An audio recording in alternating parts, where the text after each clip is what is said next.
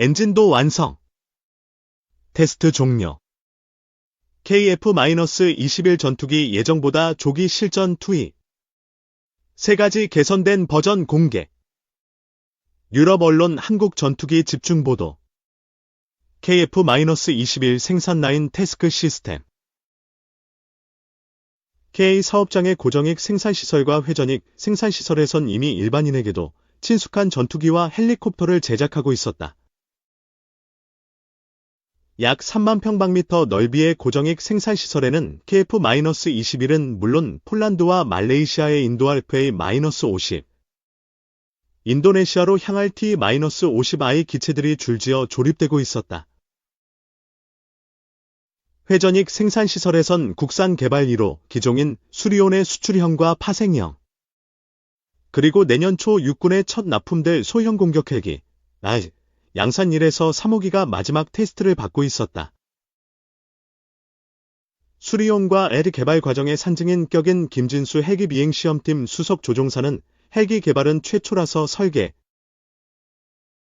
제작도 어려웠지만 시험 비행 시 막막한 때가 한두 번이 아니었다면서 미국 시험 비행학교 교수들로부터 자문을 구해가며 어려움을 돌파하곤 했다고 말했다. KF-21 개발로 한국은 세계 8제로 독자 모델의 초음속 전투기를 보유하게 됐다. 지난 20여 년간 축적한 기술과 산업제조 능력이 바탕이 됐다.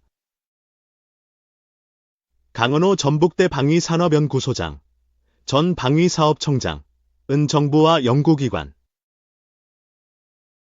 개발업체 모두 개발 과정에서 맡은 역할을 성공적으로 수행해 세계적으로 거의 유일하게 일정을 단축시켜 전투기 개발에 성공한 사례라며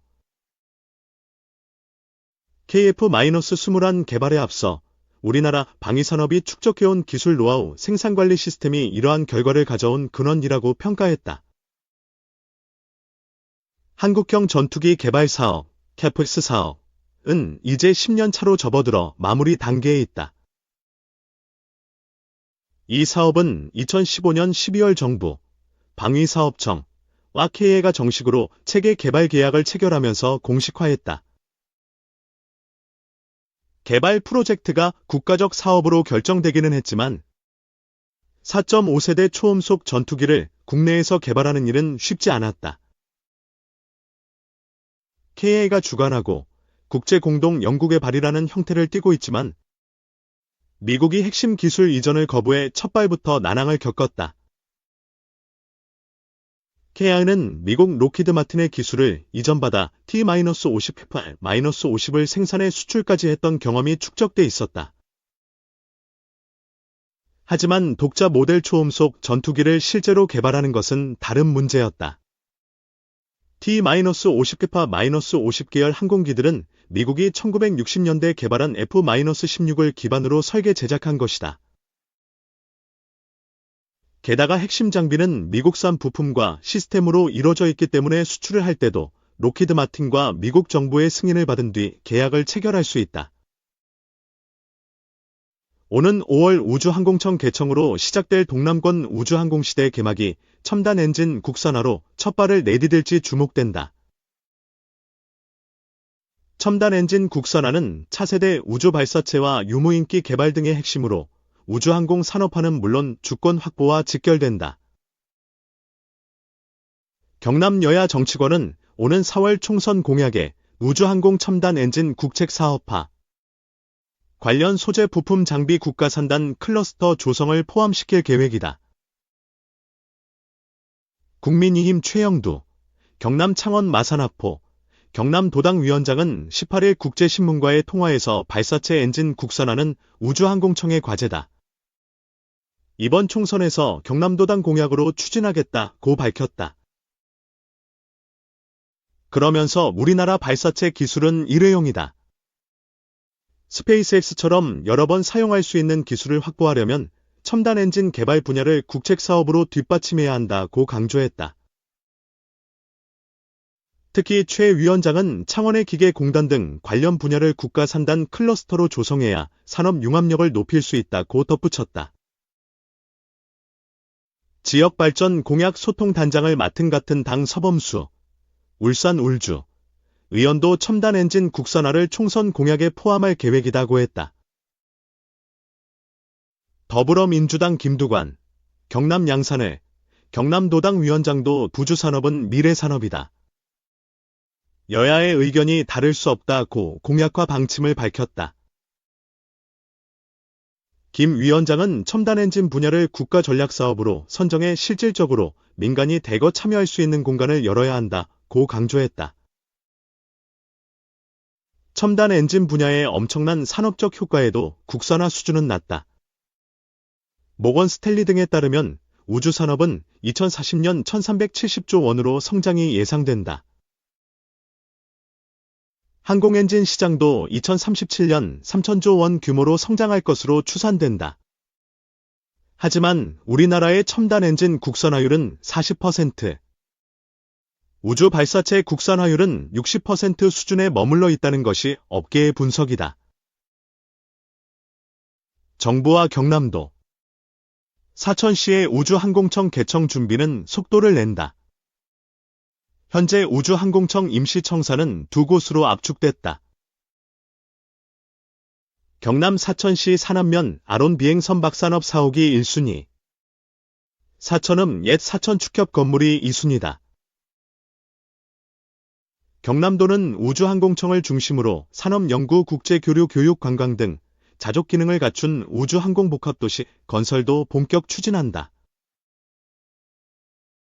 청사 3만 3천 평방미터와 연구단 지관 계기관 등 핵심 시설 10만 평방미터, 산업정 주단지 등 330만 평방미터 규모다.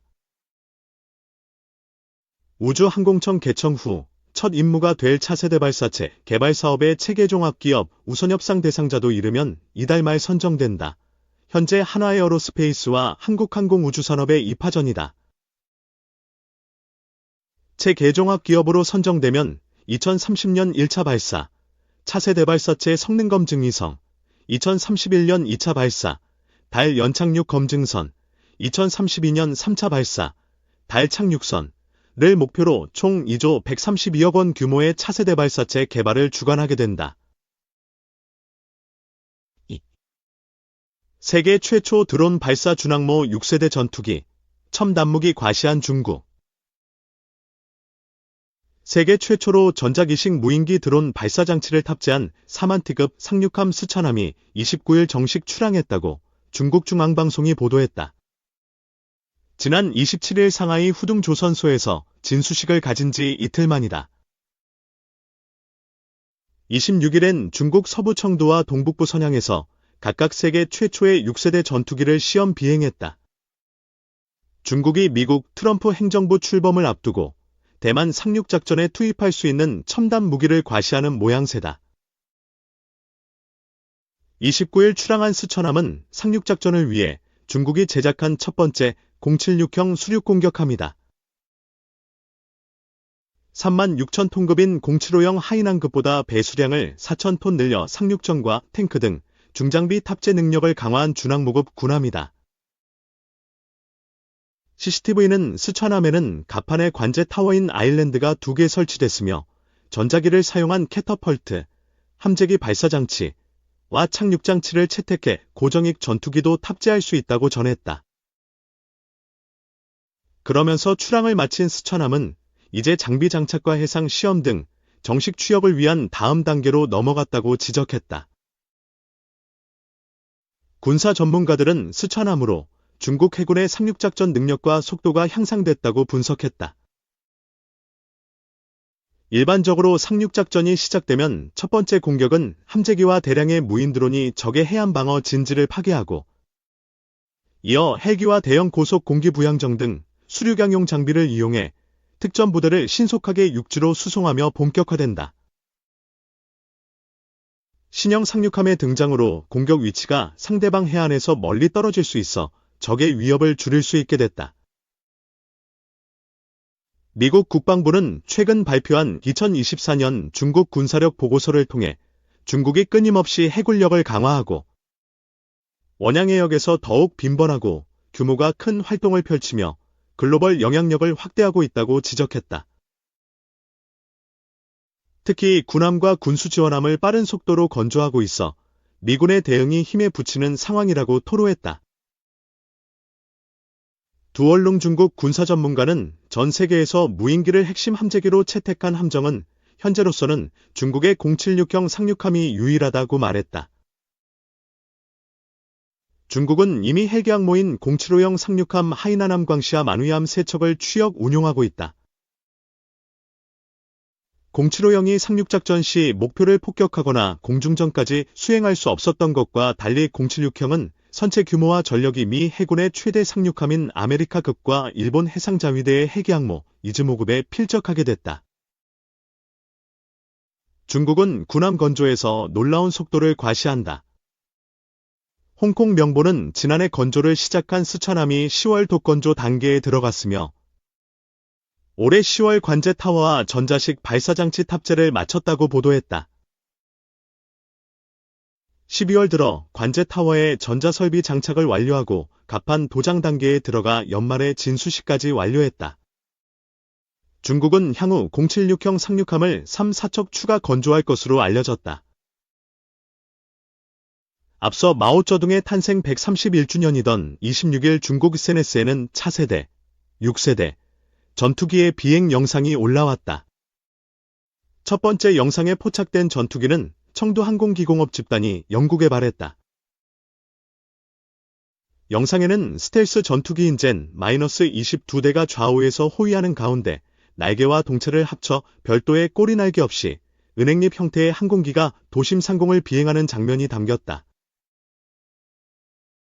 또 다른 영상은 선양 항공기공업 집단이 개발한 것으로 추정된다. 선양의 항공기는 청두보다 상대적으로 크기가 작았다. 전문가들은 두 모델을 동시에 개발한 이유로 하나가 실패하면 이를 대체하기 위한 것으로 풀이했다. 러시아 전문가들은 중국이 6세대 프로토타입 전투기를 시험 비행한 첫 번째 나라이며 전례 없이 3개의 엔진 설계를 채택했다고 지적했다. 특히 청두의 차세대 전투기는 후면에 초음속 연소 램제트 엔진을 장착하면서 우주와 가까운 중궤도 고도에서 극초음속으로 비행이 가능해 격추가 거의 불가능하다고 대만 연합보가 29일 보도했다. 27일에는 서부 시안 상공에서 차세대 조기 경보기 쿵징 -3000도 포착됐다. 중국의 전략 수송기인 윈 -20B 기반으로 복잡한 표적을 탐지하는 능력을 갖춘 중국의 최신식 디지털 배열 레이더를 사용한다고 홍콩 명보가 보도했다. 미 국방부는 중국의 신형 군용기에 대해 빈식하고 있다고 밝혔지만 별도의 코멘트를 하지 않았다고 로이터가 보도했다. 중국의 군사력 증강의 연합보는 29일 대만의 해군력은 이미 중국과 균형을 잃었다라며 대만은 군사적 경쟁보다 정치적 관점에서 사태를 바라봐야 하며 중국 역시 대만의 인심을 얻기 위한 정치적 지혜를 발휘해야 할 것이라고 지적했다. 3. 김정은의 새로운 움직임. 북한은 핵무기를 사용하여 한국과 우크라이나에 경고. 조선중앙통신에 따르면 조선중앙통신 김정은 위원장은 여동생 김여정 일행과 함께 전략미사일 기지를 시찰했지만 시찰 시기는 구체적으로 밝히지 않았습니다. 김 위원장은 이번 실무 방문에서 기지 미사일 발사 시설의 기능과 능력, 전략미사일의 전투 임무 등 국가안보와 직결되는 전략적 억제활동 준비태세를 점검했다. 그에 따르면 북한 국방전략의 중요한 원칙은 전략미사일 전력을 우선시하면서 전군을 기술적으로 현대화하는 것이다. 전략미사일이 북한 전쟁 억제력의 핵심이기 때문이다. 김정은 위원장은 또 전략미사일 기지들을 현대화하고 더욱 강화해 언제 어떤 상황에서도 적들에게 전략적 반격을 신속히 가할 수 있도록 모든 기지들의 종합적인 반격 능력을 유지할 준비를 갖춰야 한다고 강조했다.